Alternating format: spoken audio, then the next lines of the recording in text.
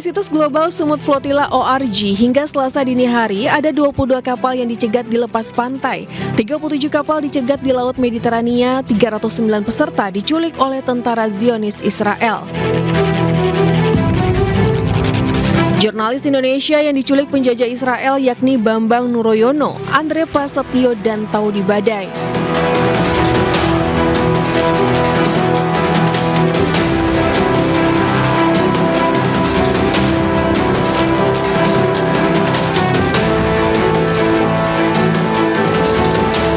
Dewan Pers meminta pemerintah Indonesia membantu pembebasan jurnalis yang ditangkap militer Israel. Dewan Pers menyatakan, satu, mengecam tindakan Angkatan Laut Israel. Dua, meminta pemerintah Indonesia menempuh jalur diplomatik luar biasa untuk membebaskan wartawan dan warga sipil Indonesia serta memulangkannya ke tanah air. Angkatan Laut Israel mencegat dan menangkap kru dan awak kapal Global Sumut Flotilla pada Senin kemarin.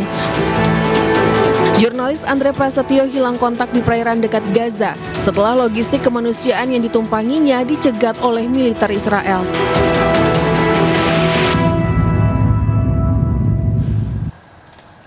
Baik, terima kasih Anda kembali di The Prime Show. Bang Huziruddin, tadi Anda menyampaikan bahwa sebenarnya memang masih ada langkah-langkah yang belum sepenuhnya dilakukan oleh pemerintah Indonesia dalam hal kasus ditahannya ONI ini. Apa sebenarnya yang menurut Anda masih belum maksimal? Ya, saya sependapat tadi Dewan Pers menyebut ada nomenklatur menarik, yakni menempuh jalur diplomatik luar biasa. Memang tidak ada definisi baku tentang luar biasa itu seperti apa. Tapi menurut saya akan menjadi luar biasa kalau kita sebagai sebuah bangsa dengan politik luar negeri non-blok menegaskan kepentingan nasional kita di atas kepentingan yang lainnya, yang dalam hal ini kita harus mengambil sikap tentang keterlibatan Indonesia di board office yang di dalamnya ada Israel. Jadi tidak etis juga kita berada dalam sebuah kelompok yang itu tujuannya perdamaian, sementara anggotanya salah satunya yakni Zionis ini justru melakukan tindakan-tindakan yang mencederai perdamaian itu sendiri. Dan sayangnya pula justru korbannya adalah rakyat kita. Dan atas dasar politik bebas aktif justru harus dikedepankan kepentingan nasional kita, bukan kemudian mempertahankan hubungan dengan Zionis di dalam sebuah forum board office itu, sehingga seolah-olah kita melegitimasi bahwa tindakan itu bukan pelanggaran terhadap kedaulatan kita dalam konteks warga negara kita di perairan internasional. Itu satu hal. Yang kedua, saya pikir memang ada sesuatu yang harus diambil tegas oleh Presiden, yakni menegaskan bahwa tindakan ini adalah sebuah pelanggaran serius yang tidak cukup oleh Kemenlu. Karena diplomasi lewat Kemenlu, bahkan hanya juru bicaranya saja sebagian yang agak tegas begitu, saya pikir ini kurang untuk bisa merepresentasikan apa yang disebut sebagai diplomasi luar biasa begitu. Harus ada tindakan Presiden harus bicara secara tegas. Namun kita belum tahu apakah Presiden mengambil itu, karena beberapa presiden justru Presiden mengambil tindakan bersama-sama Israel, bersama-sama Amerika, padahal sudah jelas Amerika yang menyerang Iran begitu. Nah, ada konstelasi yang menarik, sebenarnya ini adalah kesempatan menarik bagi kita untuk memainkan politik bebas dan aktif di konstelasi yang strategis, sebagaimana China sekarang memanfaatkan posisi konflik ini untuk kepentingan China, di mana Rusia datang ke China, Amerika datang ke China. Kenapa? Karena memang justru China yang diuntungkan dalam konstelasi politik global untuk pengimbangan kekuasaan satu hal, kemudian yang kedua untuk pengimbangan dalam konteks perang dagang ekonomi. Nah, Indonesia harus mengambil pilihan. Dan kalau kita bicara tentang dukungan internasional, tentang empati publik, Indonesia harus berada bersama Palestina dan bersama warga negaranya sendiri. Nah, kalau Indonesia justru mengkonfirmasi abai terhadap keselamatan warga negaranya, maka dipertanyakan seorang presiden, bagaimana presiden menjaga keselamatan warga negara, yang itu merupakan mandat amanah konstitusi bahwa setiap warga negara harus dijamin keselamatannya oleh seorang presiden, baik di dalam wilayah yurisdiksi Indonesia maupun yurisdiksi internasional, apalagi tidak melanggar sama sekali kedaulatan wilayah negara lainnya. Justru Israel yang itu melanggar konvensi internasional, baik konvensi hukum laut dan juga hukum perang, konvensi Jenewa. Memang licik juga, sama juga dengan Amerika. Amerika ini nggak mau ikut konvensi, sehingga dia mau-maunya memasuki wilayah laut sesuka dia. Nah, akhirnya apa? Nah, memang harus ada penegak moral internasional, dan ini oleh ahli hukum internasional selalu persoalannya hukum internasional itu adalah siapa yang menegakkan hukum internasional. Karena norma itu tidak pernah bisa ditegakkan karena tidak ada negara yang bisa melebihi negara lainnya dalam konteks menegakkan hukum internasional. Akhirnya apa? Ya hukum rimba. Nah, sebenarnya kalau Amerika itu benar polisi dunia, dia yang punya tanggung jawab moral untuk menegakkan hukum internasional. Tapi faktanya negara adidaya ini justru menunjukkan kebejatan moral ketika dia bersama Zionis Israel menyerang Iran. Oke, benarkah yang dilakukan atau yang dipakai oleh Israel ini adalah hukum rimba, Mbak Monik? Tidak ya, jelas sekali negara mana saja kalau ada orang yang datang, orang asing yang datang tidak sesuai prosedur. Contoh, jemaah haji. Kalau dia tidak pakai visa yang sesuai dengan peruntukan, dia akan dideportasi. Bahkan hukumannya, sanksinya bisa sampai 10 tahun loh Mbak. Ya, nggak boleh masuk ke Arab Saudi. Itu ada mekanismenya. Jangankan ini untuk ibadah gitu ya. Tapi Arab Saudi apa? Menegakkan hukum. Demikian juga dengan Israel. Tapi bukannya dalam hal ini masih masuk dalam perairan internasional. Nah, Iran selama ini apa? Blokade Selat Hormuz, membombardir kapal-kapal yang lewat. Kapal Indonesia aja tertahan. Nah, itu apa? Israel hanya mencegat masuk ke wilayahnya. Enggak dibombardir loh. Dan contoh lain, ketika kapal Iran masuk ke perairan Indonesia, ditahan nggak? Ditahan, sampai hari ini masih ditahan loh. Padahal ini dari Juli 2023, bahkan mau dilelang lagi. Karena kedapatan melakukan pemindahan minyak mentah secara ilegal. Jadi masing-masing negara, Iran sama Indonesia ada hubungan diplomatik loh. Tapi tetap saja harus ada penegakan hukum. Nah, Israel melakukan apa yang namanya San Remo Manual tahun 1994. Ini berkaitan dengan blokade laut jika terjadi konflik militer. Tapi kan bukan alangkah baiknya pendekatannya dilakukan secara humanis, bukan secara militer. Tapi yang dilakukan oleh Israel ini militer tiba-tiba datang, tugas militer, itulah tugas tentara. Di Indonesia TNI juga ada. Tugas TNI apa? Kalau ada kapal nelayan asing yang masuk, pasti dicegat juga kan sama angkatan laut kita atau minimal polisi perairan. Itulah tugas mereka, melindungi kedaulatan wilayah negara yang bersangkutan. Itu pula yang dilakukan oleh Israel. Abang setuju nggak Bang? Sebentar, saya mau koreksi dulu. Bantuan kemanusiaan selama ini sudah dikoordinasikan, termasuk juga oleh Indonesia mengirimkan bantuan ke Palestina, ke Gaza. Lewat mana? Mekanisme yang ada disediakan oleh Israel. Kenapa tidak melalui mekanisme yang ada tadi? Dan jangan salah, yang mencegat rombongan global Sumut Flotilla bukan hanya Israel loh Mbak. Mesir lewat darat. Mereka jalan dari Tunisia, dari Libya. Bisa nggak masuk ke Rafah? Di jalur Gaza? Nggak bisa. Mesir memblokade. Gimana caranya? Datang, naik pesawat, langsung dideportasi. Mereka tetap bertahan, diangkut. Dengan apa? Dengan cara seperti apa? Dengan cara orang-orangnya gitu ya, dipindahin. Anda bisa lihat sendiri. Ada di YouTube saya, Fakta Israel.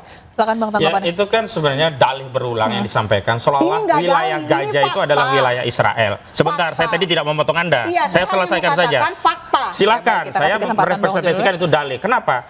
Karena memasuki wilayah Israel, tidak, mereka datang mau ke Gaza. Tidak ada tujuan relawan ini datang ke Israel. Berarti selama ini Gaza dianggap wilayah kedaulatan dari Israel. Dan itu yang kemudian mengkonfirmasi memang Israel Zionis ini negara penjajah. Karena wilayah kedaulatan bangsa lainnya pun dikejar, ya, dipersoalkan karena dianggap mau masuk wilayahnya. Kecuali tegas dia masuk mau menyerang wilayah yang paling tidaklah dalam kekuasaannya dari Israel dan diakui oleh dunia internasional. Selama ini kan Gaza milik Palestina.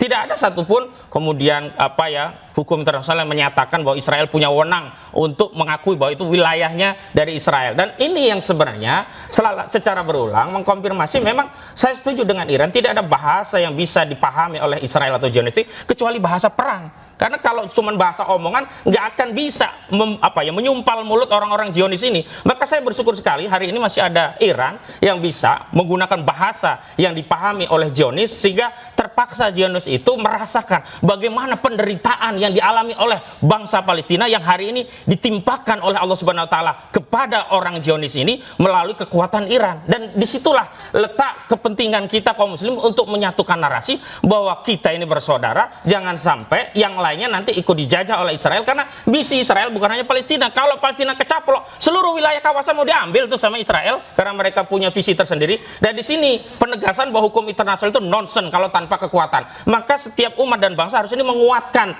pertahanan mereka, harus punya rudal-rudal canggih seperti Iran. Agar apa? Tidak dikencingi oleh Israel. Kenapa? Karena yang terjadi hari ini bahasa yang dipahami oleh Zionis laknatullah itu hanya bahasa perang. Sehingga apa? Pendekatan perang untuk damai itu penting. Kenapa? Kita menyiapkan perang bukan untuk perang, tapi menghindari orang memerangi kita. Sehingga ada adegan menyatakan persiapkanlah perang untuk mencari perdamaian. Kalau kita tidak menyiapkan perang, tidak menyiapkan alat alutsista yang canggih, habis kita dihina-hina. Karena apa? Bahasa-bahasa diplomatik tidak akan bisa mempan, khusus untuk bangsa yang berulang kali. Tengok saja berapa kali ya resolusi PBB dilanggar oleh Zionis laknatullah. Berapa kali setiap Ramadan serangan Zionis itu ditimpakan kepada saudara kita di Palestina. Jadi semua ini mengkonfirmasi bahwa bahasa yang dipahami oleh Zionis ini hanya bahasa perang, karena itu penundukan Zionis itu tidak bisa dengan jalur diplomatik, tapi harus dengan bahasa perang. Oke, baik, terima kasih Bang. Silakan Monica Lamabe.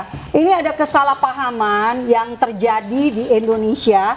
Israel kasih Gaza kepada Palestina tahun 2005. Jadi Israel yang menang perang tahun 67 dalam perang 6 hari merebut Gaza dari Mesir.